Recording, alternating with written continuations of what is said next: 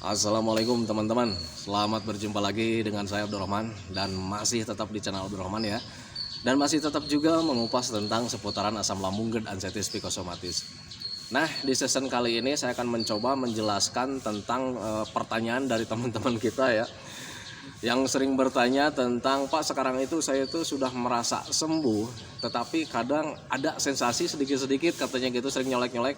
Apakah memang seperti itu? Dan kalau seandainya memang seperti itu, tolong Pak dijelaskan, kalau seandainya sudah sehat pun apakah ada yang tersisa dari gangguan asam lambung dan ansetis psikosomatis ini. Nah itu teman-teman ya.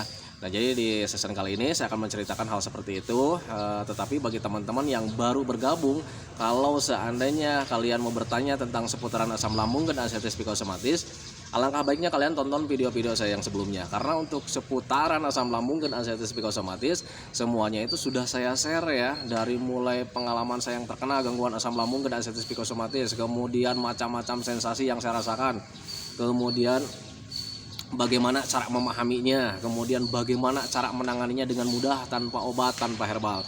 Nah itu teman-teman, karena untuk seputaran asam lambung dan ansetis psikosomatis ini butuh pemahaman, butuh pengertian, biar kalian itu nanti kita itu berpikir secara logika dan berpikir secara wajar, nanti bisa menanganinya juga dengan wajar, dengan mudah. Nah itu teman-teman ya. Nah bagi teman-teman yang baru bergabung juga, dimohon ya, sebelum videonya saya lanjutkan, seperti biasa ya, iklan dulu. Mohon videonya itu di subscribe dulu, karena untuk subscribe itu tidak memerlukan biaya, tidak memerlukan pendaftaran. Jadi subscribe itu adalah hal yang sangat mudah sekali bagi teman-teman lakukan ya. Jadi teman-teman itu cukup memijit saja tulisan yang warna merah, tulisan subscribe. Biar kenapa? Jujur ya, biar videonya itu cepat berkembang dengan baik gitu teman-teman ya. Dan kalau seandainya videonya itu berkembang dengan baik, sudah barang tentu itu akan menambah semangat tersendiri buat saya untuk terus meng-share tentang seputaran asam lambung dan ansetis psikosomatis ini terhadap kalian. Kemudian jangan lupa juga, yang lebih penting itu tekan tombol loncengnya sama tombol like-nya teman-teman ya, biar kalian itu dapat notifikasi atau pemberitahuan video saya yang terbaru. Karena saya itu akan terus nge-share tentang seputaran asam lambung dan ansetis psikosomatis ini terhadap kalian, dengan tujuan semoga saja videonya itu menjadi wasilah atau jalan keluar bagi kalian yang sedang mengalami gangguan asam lambung dan ansetis psikosomatis hingga membaik ya, apalagi sampai sembuh total. Amin ya rabbal alamin. Ya minimal hanya memberikan motivasi saja, atau lebih minimalnya lagi hanya sekedar menemani kalian yang sedang merasakan tidak nyamannya dari gangguan asam lambung dan ansetis psikosomatis. Nah itu teman-teman ya. Nah kembali lagi ke topik utama teman-teman ya. Memang ya, untuk orang yang terkena gangguan asam lambung dan ansetis psikosomatis, ketika sembuh total mau hampir ke 100% gitu, itu memang kita itu suka bingung gitu ya, ini sudah sembuh atau belum gitu ya teman-teman ya. Karena ketika kita sudah merasa sembuh, sudah bisa bekerja kembali, sudah bisa beraktivitas kembali, bercanda sama teman-teman, tertawa sama teman-teman, tapi sensasi nyolek-nyoleknya itu pasti adalah sedikit-sedikit, cuman kapasitasnya nggak terlalu besar gitu. Dan biasanya itu sensasi sedikit-sedikitnya itu biasanya dirasa cemas ya, dirasa cemas gitu. Ada kekhawatiran sedikit lah gitu ya, ada kekhawatiran sedikit. Tetapi untuk medisnya itu sudah hilang gitu teman-teman. Jadi memang untuk di awal-awal pemulihan itu medisnya dulu biasanya gitu teman-teman. Karena untuk medis itu cuma 1% ya. Medis itu cuma 1%, kemudian 99%-nya itu dari pemikiran kita gitu teman-teman. Yang namanya 1% sudah barang tentu itu akan mudah ditanganinya, dan kemudian ya 99% itu butuh metode, butuh tahapan, dan butuh penyesuaian, dan butuh latihan. Nah itu teman-teman, karena untuk pemikiran, rasa cemas, was-was, gelisah, kemudian berpikir negatif, itu untuk menjadi lebih baiknya itu butuh penyesuaian dan butuh pelatihan gitu teman-teman ya. Jujur di awal-awal ketika saya mendapatkan kesembuhan di 100%, itu memang saya sudah bisa bekerja, sudah bisa beraktivitas, sudah bisa bercanda lagi. Kadang jahil-jahil saya itu sudah datang lagi, karena saya itu memang identiknya orangnya suka jahil gitu teman-teman ya, suka bercanda-canda sama teman-teman ya. Nah tetapi di sela-sela itu kadang kalau misalkan selang 1 minggu atau 1 bulan itu suka ada lagi nyolek, ketika ada sensasi yang datang seperti kayak macam terlalu capek lah gitu ya. Duh ini nih capek nih ya. Kemudian ada perasaan badan tidak nyaman. Nah itu ada perasaan khawatir lagi teman-teman, cuman kapasitasnya nggak terlalu besar gitu, sehingga akhirnya kita itu tidak cemas terlalu besar gitu, cuman masih sering ada pertanyaan lah di hati gitu. ini udah sembuh belum ya, kok sensasinya datang lagi gitu. Nah itu teman-teman, itu sebetulnya nggak apa-apa, wajar, itu kalian belum sembuh total. Kenapa saya bilang di video-video sebelumnya, kalian kalau misalnya sudah 100% sehat, itu kalian harus membiasakan lagi dari pemikirannya, dari perasaannya, dari pola pikir gitu teman-teman, harus dibiasakan lagi. Makanya selalu sering melakukan hobi yang menyenangkan, karena untuk pemikiran itu agak terlambat gitu ya, agak terlambat sembuhnya. Jadi ketika medisnya sudah jauh hari gitu ya udah sembuh, itu untuk psikis itu pasti terlambat gitu sembuhnya. Karena apa? Karena ya dari nilainya saja itu udah jauh berbeda ya. Medisnya kan cuma 1%, yang 99%-nya itu ada trauma dari pemikiran kita teman-teman ya. Jadi pikiran kita itu kadang selalu mengarah ke hal-hal yang berbahaya. Nah itu teman-teman ya. Nah tetapi berbeda ketika kalian sudah merasa cueknya, benar-benar cueknya 100%, ada sensasi dianggap wajar gitu teman-teman ya. Kenapa harus dianggap wajar? Ya karena orang normal itu bisa terkena apa saja teman-teman ya. Coba ingat-ingat, kayak macam demam itu ketika kalian mengingat kejadian dulu sebelum terkena gangguan asam lambung dan anxieties psikosomatis, kalian pernah mengalami demam, mengalami pilek, mengalami batuk, dan itu merupakan gangguan hal yang biasa saja gitu teman-teman ya. Dan untuk demam, untuk pilek, untuk batuk, apakah bisa terkena sama orang yang terkena gangguan asam lambung dan anxieties psikosomatis? Ya bisa teman-teman ya. Karena apa? Karena yang punya asam lambung dan anxieties psikosomatis kita itu sebetulnya bukan penyakit, itu hanya gangguan saja. Berarti dengan catatan berarti kita normal ya, normal. Dan kalau misalkan kita terkena demam juga ya hal yang sangat lumrah sekali teman-teman ya, hal yang sangat lumrah, hal yang sangat biasa sekali gitu teman-teman ya. Tetapi kadang memang ketika terkena gangguan asam lambung dan anxieties psikosomatis, ketika punya demam, ketika punya batuk, ketika punya pilek, itu pemikirannya kemana-mana teman-teman ya, pemikirannya kemana-mana. Ketika misalkan walau belum sembuh total, diambang-ambang 70%, 80% juga, itu ketika mengalami demam, batuk, atau pilek, atau salah satunya gitu teman-teman ya, itu pemikiran tentang hal-hal yang bahaya itu selalu hadir gitu teman-teman. Karena apa? Karena kita itu merasa lelah ya, merasa capek, karena kita tuh udah agak lama terkena gangguan asam lambung dan anxieties psikosomatis. Jadi ketika kita mengalami demam lagi atau ada batuknya gitu, pemikiran kita itu langsung kemana-mana, karena kita itu sudah merasa capek, sudah merasa lelah merasakan gangguan asam lambung dan anxieties psikosomatis itu. Akhirnya menimbulkan pertanyaan-pertanyaan yang seharusnya harus kita hindari teman-teman ya. Aduh ini nih nggak nyaman lagi nih, apakah ini bakalan kembali lagi kayak dulu lagi sakitnya, atau misalkan apa memang untuk asam lambung dan anxieties psikosomatis ini bisa nggak bisa sembuh 100%. Nah itu pemikiran-pemikiran yang salah. Nah itu teman-teman, tetapi itu sebetulnya ketika kalian sudah mengerti, ketika sudah kalian memahami, harusnya kalian menganggap bahwa kejadian yang sekarang itu adalah kejadian yang sangat wajar sekali sebetulnya ya. Ketika kalian sudah berpikir logika, berpikirnya secara logika, berpikir wajar, ketika ada sensasi itu, ya kita harus menganggap wajar. Cara menganggap wajarnya bagaimana? Dengan memahaminya seperti apa? Orang yang tidak terkena gangguan asam lambung dan anxieties psikosomatis itu suka dapat gangguan demam, batuk, pilek gitu. Ya wajar-wajar saja sebetulnya.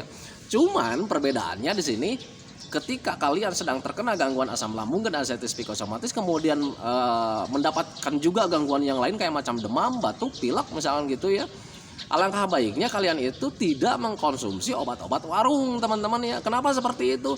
Karena untuk menjaga lambungnya juga gitu teman-teman. Jadi selain kita ingin mengobati demamnya, PR kita juga itu bagaimana supaya obat demam itu tidak mengganggu lambungnya. Bagaimana caranya? Ya kita itu harus mencari solusinya itu yang mudah, tanpa obat, kemudian dengan hal yang wajar, dengan secara rumahan juga. Kayak macam demam, alangkah baiknya dikompres saja. Kompres, kemudian pakai hindari angin-angin, semilir-semilir angin ya, kayak macam gitu. Kayak misalkan batuk, kalian juga kalau misalkan batuk kemudian pilek, ya alangkah baiknya kalian juga tidak mengkonsumsi obat warung. Karena apa? Takutnya pencernaannya terganggu lagi. Makanya untuk batuk, pilek juga kalian tanganinya dengan secara rumahan saja. Dengan cara seperti apa? Rajin minum air hangat saja. Rajin minum air hangat pelan-pelan, kemudian menghindari cuaca dingin.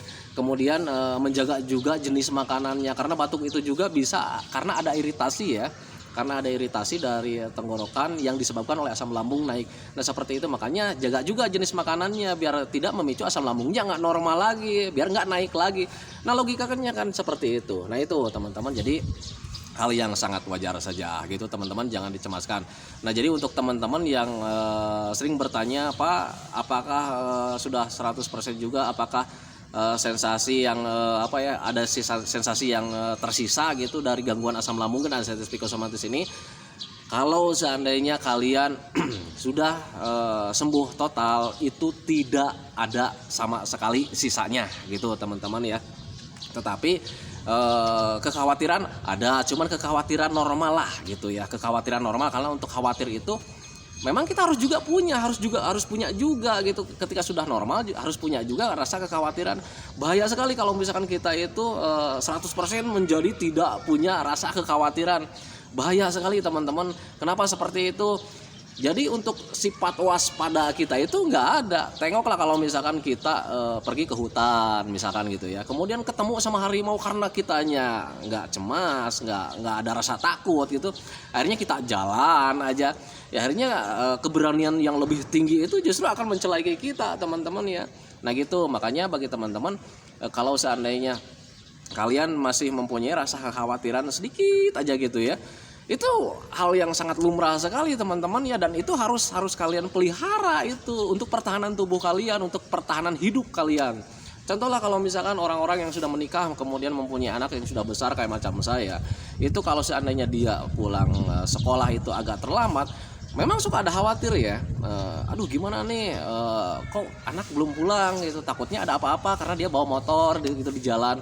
Nah itu sebetulnya khawatir yang lumrah. Orang yang tidak terkena gangguan asam lambung dan anxieties psikosomatis pun kalau seandainya mengalami kejadian seperti itu akan mengalami kekhawatiran teman-teman ya. Jadi kalau seandainya kalian sekarang masih punya nih rasa khawatir cuma sedikit, nggak apa-apa, justru itu harus dipelihara teman-teman untuk pertahanan tubuh kalian, untuk pertahanan hidup kalian. Nah itu teman-teman ya. Nah itu teman-teman, jadi untuk sensasi kalau seandainya kalian merasa bingung ini sebetulnya udah sembuh atau belum gitu, karena sensasi rasa cemas itu suka ada gitu ya sedikit. Itu memang belum sembuh total teman-teman ya, belum sembuh total, jadi masih dalam tahap penyesuaian gitu. Nanti ketika kalian sudah sembuh total, itu kalian rasa cueknya sangat besar sekali, yang susah saya jelaskan gitu teman-teman ya. Rasa cueknya sangat besar sekali. Tetapi untuk kekhawatiran apakah ada? Ada, cuman khawatir hal yang lumrah gitulah, khawatir yang lumrah. Nanti juga kalian bisa membedakan ketika sudah sembuh total, khawatir tentang dari gangguan asam lambung dengan khawatir tentang bawaan tubuh kita teman-teman ya.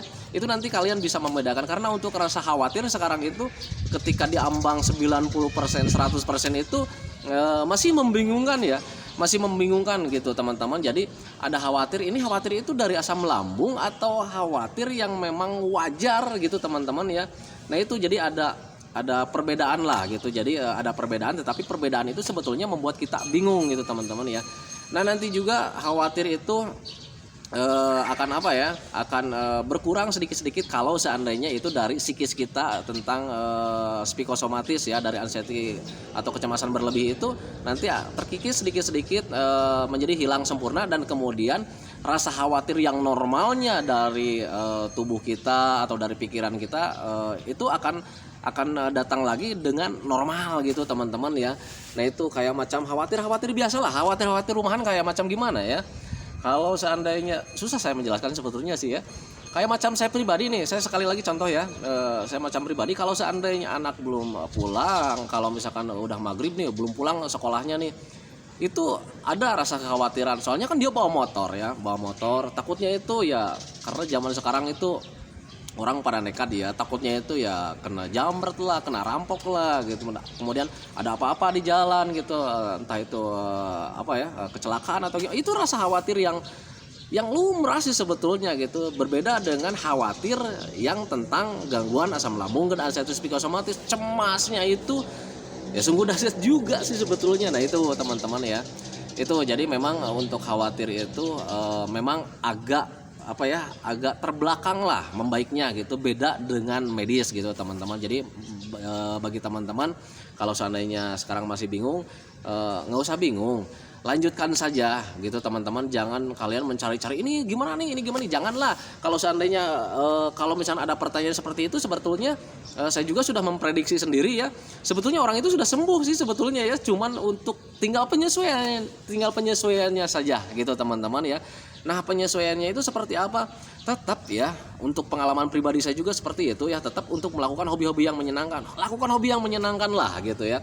Terus-terusan lakukan hobi yang menyenangkan, kemudian hindari itu kayak macam konflik-konflik gitu ya, entah itu konflik keluarga, entah itu konflik di pekerjaan, entah konflik itu yang sekarang sedang booming di YouTube itu banyak sekali konflik-konflik ya. Jangan ikut-ikutan lah gitu ya, orang yang terkena asam lambung dan anestesi psikosomatis. Karena apa? Karena nanti emosinya itu nanti bisa nggak stabil lagi. Karena orang yang terkena gangguan asam lambung dan anestesi psikosomatis ketika di awal-awal sembuhnya itu 60, 70, 80%, itu emosinya tidak stabil ya. Kadang kita merasa sedih gitu teman-teman ya. Kadang merasa bingung gitu. Apalagi kalau sedang merasa sedih, ketemu sama siapapun suka nangis gitu ya. Ketemu sama orang yang ngomongnya macam-macam gitu. Aduh, sekarang kurusan, sekarang kok ditambah begini. Itu selalu meratapi kemudian nangis gitu. Nah itu ya, makanya jaga bentuk apapun yang bisa membuat emosi kita itu tidak stabil lagi gitu teman-teman ya.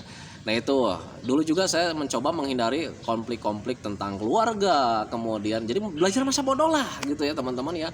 Dan kemudian saya juga mencoba menghindari berita-berita yang kayak macam sekarang kan banyak sih ya, kayak macam berita tentang Menteri Agama lah yang menyarankan untuk adaan. Wah itu kalau dulu nih sebelum terkena gangguan asam lambung dan anestesi psikosomatis, kalau seandainya di YouTube ada acara-acara begitu, ada berita-berita gitu, saya paling jahat teman-teman untuk berkomentar ke teman-teman ya. Dulu sebelum terkena gangguan asam lambung ya. Kemudian kayak macam apa ya? Kayak macam yang kemarin itu siapa tuh? Lupa lagi ya. Yang tentang daerah Kalimantan tuh ya. Itu biasanya dulu kalau sebelum terkena gangguan asam lambung dan anestesi psikosomatis, saya paling pedas berkomentar teman-teman ya. Tetapi karena sekarang sudah terkena gangguan asam lambung dan anestesi psikosomatis, walaupun sekarang sudah sembuh total, saya juga sekarang itu belajar masa bodoh. Jadi hal-hal yang kayak macam begitu udah saya nggak pikirkan teman-teman ya. Jadi yang saya pikirkan saat ini dari saat mulai terkena gangguan asam lambung dan anestesi psikosomatis sampai sekarang, itu yang saya pikirkan itu kesenangan kayak macam tadi itu ya. Tadi siang itu saya ditelepon sama teman saya yang punya konveksi topi. Dia bilang, gimana nih jalan-jalan, katanya mau kemana nih. Saya bilang kemana aja lah terserah, yang penting jalan-jalan, saya bilang gitu. Bawa pancingan ya, saya bilang gitu ya. Karena saya itu pengennya itu jalan-jalannya itu di kali gitu teman-teman, sambil mancing ikan-ikan kecil gitu teman-teman ya. Dan kemudian tadi saya berangkat ya, berangkat sama teman saya itu jalan-jalan naik motor, tidak tahu arah kemana jalannya, tidak tahu tujuannya kemana, yang penting keluar aja gitu teman-teman ya. Dan ternyata tadi itu mentok-mentoknya itu di daerah Cangkorah ya. Adalah videonya itu di Asian Village ya tadi, dan ini sekarang saya baru pulang. Itu di Asian Village, cuman durasinya nggak terlalu panjang karena saya lupa tadi ya, karena saking asiknya mancing gitu teman-teman ya, akhirnya lupa bikin video untuk Asian Village. Nah itu jadi yang sampai detik ini saya itu mencoba menghindari konflik, mencoba menghindari yang bisa membuat pemikiran kita itu tambah besar gitu teman-teman. Sampai detik ini yang saya cari itu cuman kesenangan, hobi-hobi gitu teman-teman ya. Jadi untuk konflik-konflik, untuk permasalahan-permasalahan, sampai detik ini saya mencoba belajar masa bodoh lah, ngapain lah terjun sama dunia-dunia kayak macam begitu, kayak macam ikut-ikutan politik gitu teman-teman ya.